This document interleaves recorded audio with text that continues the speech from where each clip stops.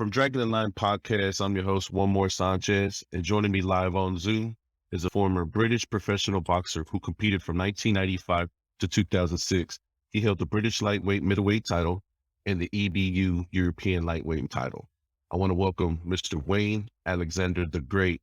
Welcome to the show, sir. Thank you, Jesse. How are you? Doing wonderful. Again, anytime I get the opportunity to talk about the sport, I get excited and it just puts the smile on my face. The very first question, champ, for a lot of boxers, it's not a normal job because it's the way of life. And since you've been out of the sport for a while, what are you up to now? Now, I do security. I do frontline and close protection security, a referee, a boxing referee with Queensbury Boxing League, and also the BIBA, which is the British and Irish Boxing Association. And I'm also a full-time father. So you can say I've got 3 jobs. As a professional, whenever you were defending the title, was defending the title and fighting for the title, was it this to you when you were going in training, or did you have a different aspect of it going into the ring? You know what? I would say similar, slightly different. Challenging for the British title was a dream for me. It was a dream to fight for the Lonsdale belt, which is the most famous belt in British boxing. It was a dream and the hunger and desire. And once I got it, once you get it, you want to keep it. You don't want to let go of it. You want to defend it and keep it outright. So you train like a challenger. So I suppose the mindset of defending it was that of a challenger. So you still got to keep hungry and imagine that you're fighting a champion for it. You don't get too complacent and fight like a challenger. So I suppose in a way, it's different mindsets. The main thing is you want to win. That's the main thing. You want to win. But like I said, as the defender, you want to train like a challenger.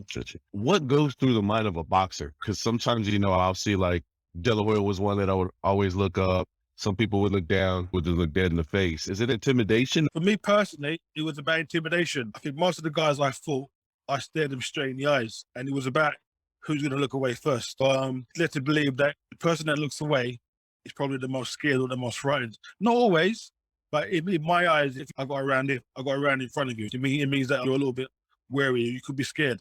So really, it was, again, for me to look at my opponent, for him to look away first, gave me. And now that you're a referee, and now you have to do it on the other side, how is it for you on the referee side when you're giving out those instructions and you see those boxers? Just sometimes you get those chills, you can feel it. Like as a boxer? When I first started refereeing, I was absolutely crapping myself. I was nervous like I was fighting.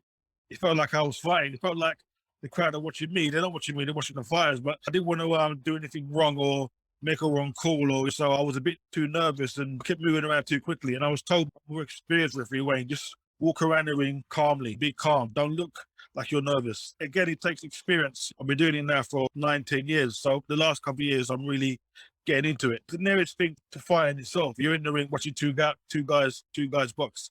So you can't get any closer than that. And for those that are watching and listening that are not familiar with Alexander the Great, what would be a fight that is worth them to take? Winning the British title against Paul Samuels, that was the most exciting fight I've been involved in as a pro. They called it the British Hagler Hearns. It was a 3-round tear up. He had me on my feet a couple of times. I was out on my feet a couple of times, and I eventually got the win against him in the 3rd round. In those 3 rounds, under the eye, he busted my right eardrum with a left hook, all in 3 rounds. And actually, he was shown on YouTube about 2 months ago. They put it on YouTube. It's 20 years. Actually, 21 years ago. That fight's an adult. It's 21 years. Yeah. You've been in the sport for 25 years, from amateur all the way to. How do you want to be remembered in those 25 years? I want to be remembered as one of Great Britain's best light middleweights, and I'll be happy with that. Only time will tell. I'll be happy to be remembered as a good, exciting fighter that gave it his best and gave it his all. One of the fights that I've actually knew you as a boxer is when you fought Takaloo, which in YouTube it has millions of views. So speaking about that fight, and I know you talk about it, one thing that I think a lot of people haven't talked about is when he hit you with that left hook in your ribs, you immediately ducked, which I know as a boxer that hurts a lot. What I'm amazed about is how that pain, because when you hit it, it feels from the rib all the way down to your leg. I mean, you feel like a shot, and you went down and you hit him hard with that. Walk us through that fight. Like, how did you keep going? Because normal people, when they get hit there, they go down. There's a lot of boxers who go down with that hook. How did you keep going? I had been put down from lesser shots. That fight was so important to me.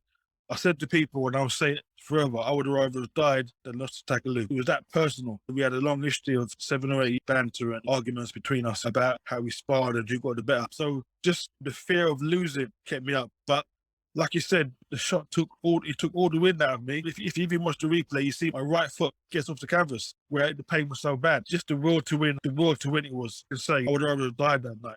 And the thing about it, when I put it with the left hook, I realized how hard the shot was. You don't see it on the camera, but when we went down, I gasped for air in the corner. That's how hard the shot it was.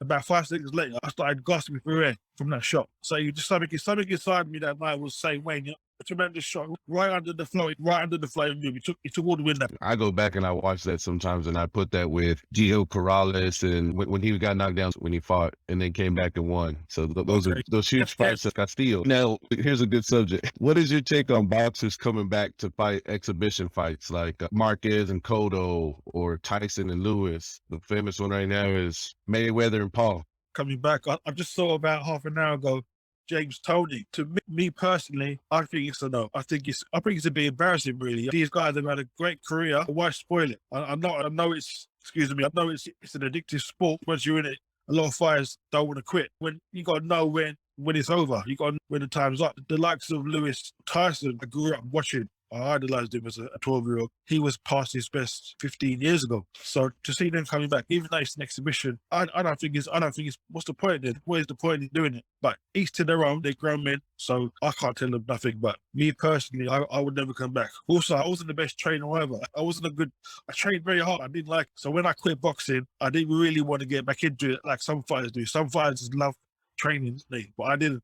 So that was a good thing. Before I let you go, champ, I'm going to put you on the spot. Quick questions, quick answers, okay? I'll try. All right. How did you get the nickname Alexander the Great? Yeah, obviously with the name Alexander, it's obvious. I'm going to make it. Is there a boxer right now that is young that you see a lot of potential in that comes to mind? Garcia. I like Garcia a lot.